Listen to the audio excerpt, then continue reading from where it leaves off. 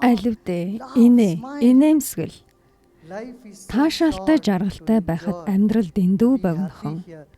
Бид яагаад ийм зовлонтой байдсан бэ?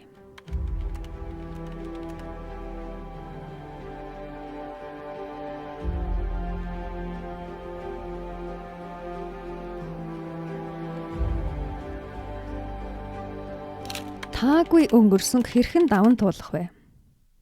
Хүүхэд байхдаа та ямар байсан бэ? Нүд чинь очрон гялалзаж байсан. Одоо тийм билүү? Эсвэл зөвхөн уур зовлонгийн очил байгаа юу? Хацрыг нь чимхэд, чихийг нь татаад, инээгээрээ инээ гэж хэлмээр санагддаг.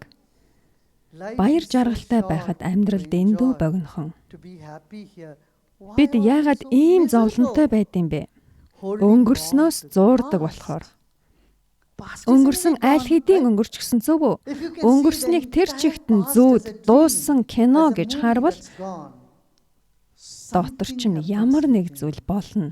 Та дотооддоо мэддэг. Ганц хором өнгөрснийг үлээж орхиод одоо цагтаа ирэхэд амьдрал цэцгэлдэг. Амьдралд сайн муу үе байдгийг та мэднэ. Сайн эсвэл муу зүйл тохиолдоогүй хүн гэж байгаа мó? Хэлдэ хүн бүрт сайн муу үе тохиосон. Эргээд хардаа 5 жилийн өмнө хэцүү зүйл тохиолдоогүй юу? 3, 10 жилийн өмнө тохиолдсон. Гэсэн ч та даваад гарсан.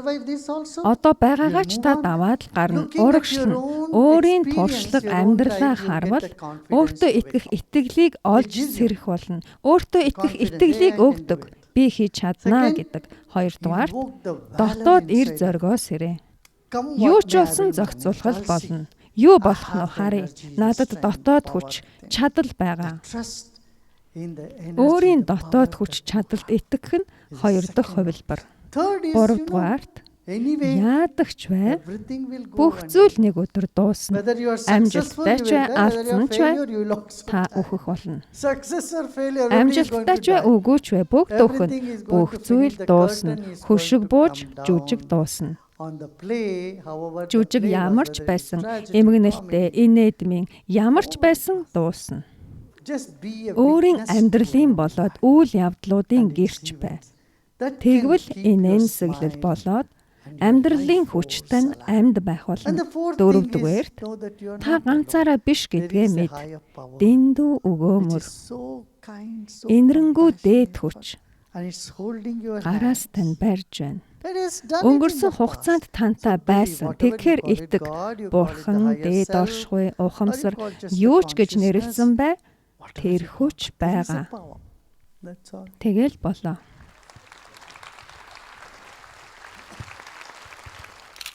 Зүн совин, оюун ухаан, шин санаачлага. Та мэдхийг хүсдэг бүхнээ мэдэж чадахгүй. Хайрыг мэдэж чадахгүй. Зөвхөн мэдэрч болно. Баяр баясгалыг мэдэж чадахгүй. Гагцхүү мэдэрч болно. Ямар ч туршлагатай эрдэмтэн миний мэддэг багахан харин мэддэггүй минь асар ихэ гэж хэлнэ. Ямар ч философчоос асуусан би сайн мэдэхгүй дээ гин.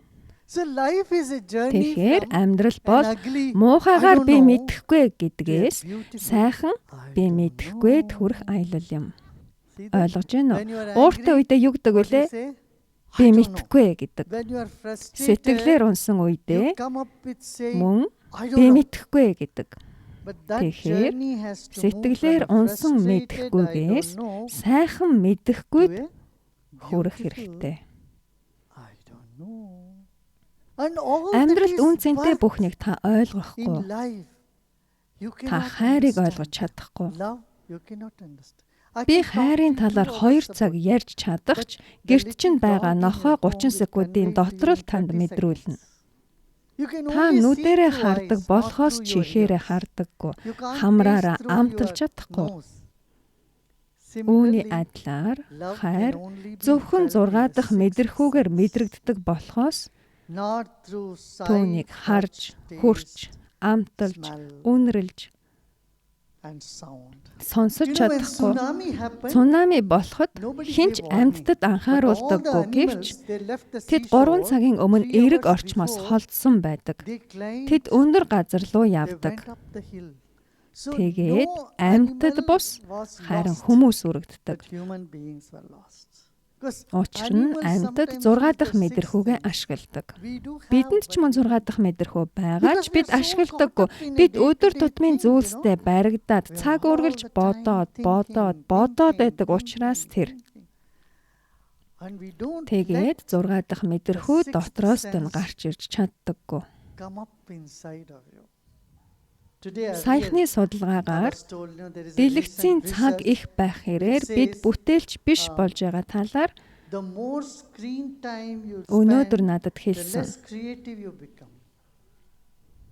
Учир нь дэлгэц харж байхдаа та нүдээ цавчилдаггүй. Тэгээд нүдээ цавчлахгүй болохоор бүтээлч байдал алдагддаг. Та энэ биеэ таньж ухаарвал асар их боломж байгааг мэднэ.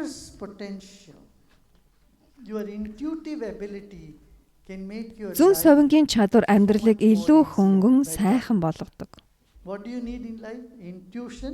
Амьдралд нь юу хэрэгтэй вэ? Зүн совин, оюун ухаан, шинийг санаачлах, бүтээлч байдал. Бясалгал хийснээр энэ гуруулаа ирдэг. Тиймээс л бясалгал маш чухал. Өөрсдийн эргэн тойронд зүүсэн гавнаас сэтгэлээ чөлөөлөхөд бидэнд бясалгал тусалдаг. Бясалгал бол хичээл чармайлтгүй процесс. Бид ихэвчлэн төвлөрөх ёстой гэдэг. Үгүй шүү. Ямар ч бодол төрсөн төрж л байг тэгснээр та тайвширч эхэлдэг. Ингэж та дотоод гүний орон зайдаа хүрдэг. Бясалгахад арай илүү цаг гаргавал өөрийн ертөнцийн, өөрийн амьдралын өөр хэмжээсийг олж нээх болно.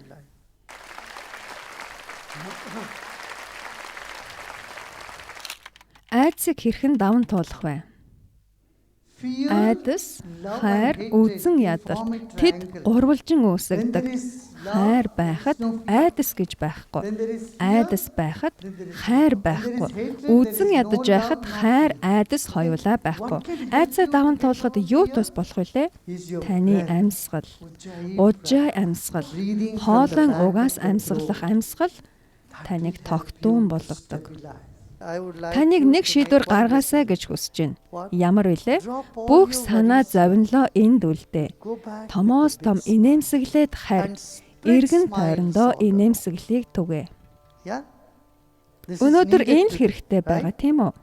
Та инээмсэглэл түгээх ёстой.